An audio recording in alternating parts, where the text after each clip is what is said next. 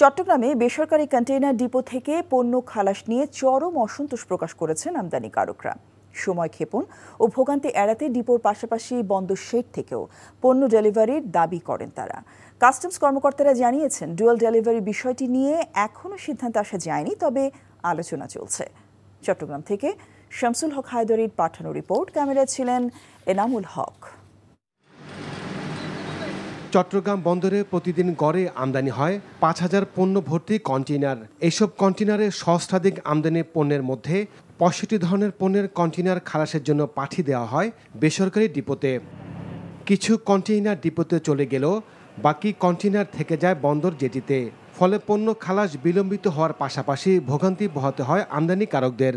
আমরা এটা বারবার তাগাদা দিচ্ছি যে ডুয়েল ডেলিভারিটা চালু রাখার জন্য, এবং ডুয়েল ডেলিভারি চালু রাখার জন্য একটা মিটিং ইতিমধ্যে সাকসেসফুল মিটিং হয়ে গেছে, এবং এই সাকসেসফুল মিটিংয়ের ফলপ্রসূ আলোচনাটা এটা কমিশনার মহোদয়ের টেবিলে আছে।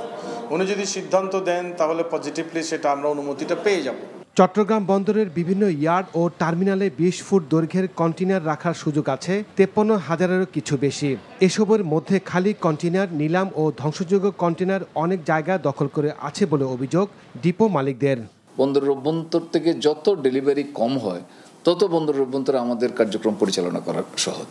এই পরিস্থিতিতে আমরা মনে করি যদি ডুয়েল ডেলিভারি দেওয়ার কারণে আমদানিকারকদের আর্থিক সাশ্রয় হয় বা আমদানিকারকরা তাদের আমদানি পণ্য ডেলিভারি নিতে সুবিধা হয়, তাহলে ডুয়েল ডেলিভারি দিতে আমার মনে হয় আমাদের দিক থেকে কোনো আপত্তি নেই। বিষয়টি নিয়ে আলোচনা চলছে বলে জানান এই কাস্টমস কর্মকর্তা। আমাদের চট্টগ্রাম বন্দর কর্তৃপক্ষের চেয়ারম্যান মহোদয় একটি সভা আহ্বান করেছেন, তো আশা করি সবার মাধ্যমে একটা ফলপ্রসূ সিদ্ধান্ত আমরা নিতে পারবো বলে আশা করছি। বন্দরে আসার পর ২ দিনের মধ্যে কন্টেইনার ডিপো কর্তৃপক্ষ নিয়ে যেতে ব্যর্থ হলে এনবিআর এর নির্দেশনার মতে ডুয়েল ডেলিভারি দেওয়া হবে না বলে জানান এই কর্মকর্তা। NTV news desk.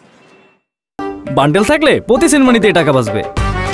বিকাশ সেনমানি বান্ডেল কিনে জিতুন প্রতি লেনদেনে।